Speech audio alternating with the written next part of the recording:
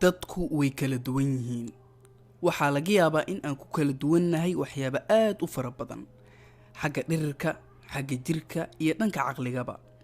Balse dadka aan maanta ka hadli doono waa ay ka duwan yihiin dadka caadiga ah ee aan naqaano. Allah subxaanahu wa tacaala waxaa jira dad u abuuray oo leh mucjisooyin gooni ah. wiilkii carabka dheeraa.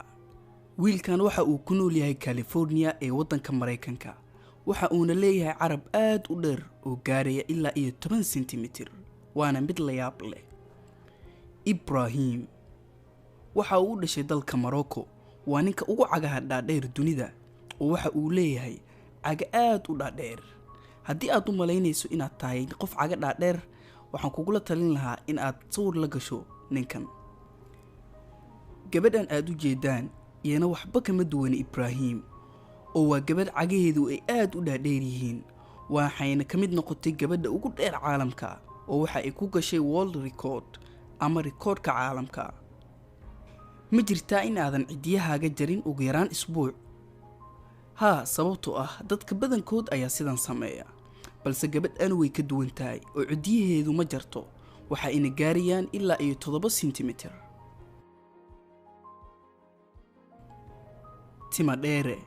Vietnamese-kan timihiisu waa 9 mitir, ma jaro mana dhaqo, waa qof kale oo la yaab leh. gabadha garka leh. garka waxaa lagu yaqaanaa oo keliya ragga, balse gabartan waxa ay leedahay gar la yaab leh.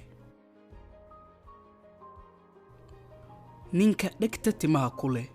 waxaa laga yaabaa in dadka qaar ay dhegta timo ku leeyihiin, balse ninkan waa uu ka duwan yahay oo waxa uu world record ku galay in uu yahay ninka ugu dheer dhagaha timaha.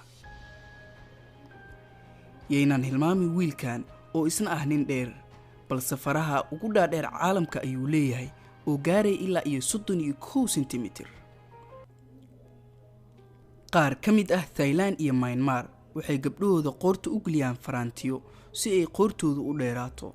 sanad walbana faraanti ayaa loogu kordhiyaa gabadha iyagoo u haysta in ay ka qurux badan tahay gabadha qoorta dheer kuwa kale, balse gabadhan qoorteedu waxa ay gaaraysaa ilaa 40 sentimitir.